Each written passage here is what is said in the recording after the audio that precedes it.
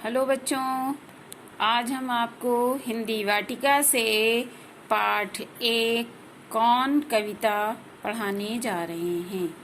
सबसे पहले हम आपको कविता पढ़ना सिखाएंगे। अगर न होता चांद रात में, हमको दिशा दिखाता कौन।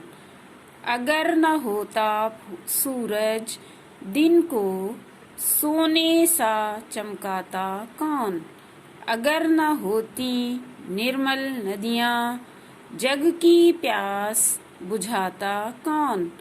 अगर न होते पर्वत मीठे झरने बहाता कौन। अगर न होते पेड़ भला फिर हरियाली फैलाता कौन। अगर न होते फूल बताओ खिल खिल कर मुस्काता कौन। अगर न होते बादल नभ में इंद्रधनुष रच पाता कौन। अगर न होते हम तो बोलो ये सब प्रश्न उठाता कौन। इस कविता के रचयिता बाल स्वरूप राही जी हैं। इस कविता का भाव संक्षेप में बताने जा रहे हैं। बाल स्वरूप राही जी ने इस कविता में ये बताने की कोशिश की है कि अपने आराम के लिए तो हम सब कार्य करते ही हैं, प्रकृति भी करती है। यदि प्रकृति हमें ये सब साधन ना देती तो हमारा जीवन दूभर हो गया होता। अब हम आपको इसकी व्याख्या विस्तार से समझाएंगे।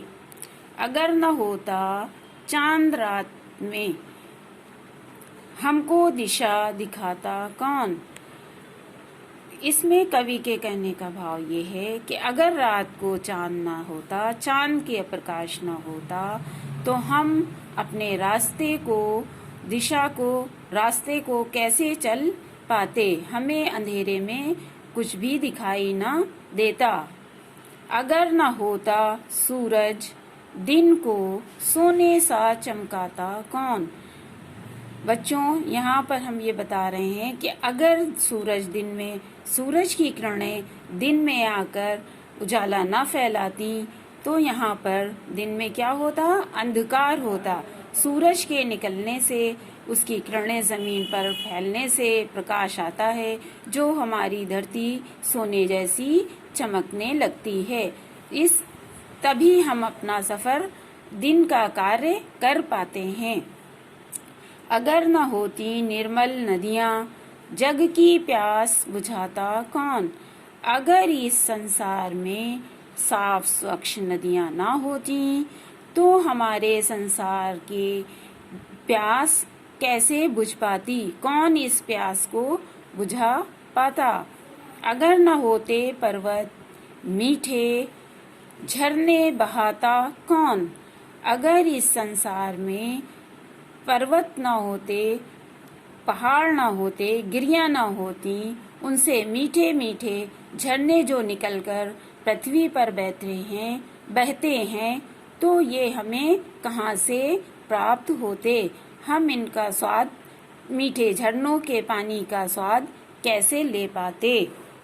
अगर न होते पेड़ भला फिर, अगर न होते पेड़ भला फिर हरियाली फैलाता कौन।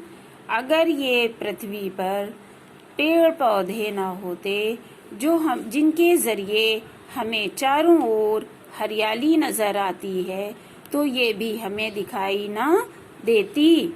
अगर न होते फूल बताओ खिल खिल कर मुस्काता कौन। बच्चों, अगर ये फूल ना होते, फूलों में कौन सा गुण होता है, मुस्कुराने का गुण होता है। अगर ये फूल ना मुस्कुराते तो हमें इनकी मुस्कुराने की खूबी कैसे प्राप्त होती। अगर न होते बादल नभ में इंद्रधनुष रच पाता कौन। अगर आकाश में बादल न होते तो बारिश के मौसम में जो 7 रंगों से बना इंद्रधनुष की आकृति होती है, वो भी हमें इस आकाश में न रच पाती। बादल के होने से ही ये आकृति की रचना हो पाती है। अगर न होते हम तो बोलो, ये सब प्रश्न उठाता कौन। आखिर में राही जी अपने आप से प्रश्न करते हैं कि अगर हम इस संसार में, इस दुनिया में ना होते तो जितने भी प्रश्न पूछे गए हैं, इस कविता में सब प्रश्न ही पूछे गए हैं और उनका उत्तर कैसे मिल पाता। ये सभी प्रश्न राही जी ने पूछे हैं, जिनका उत्तर इस कविता में ही मौजूद है, जो हमने आपको समझाया है।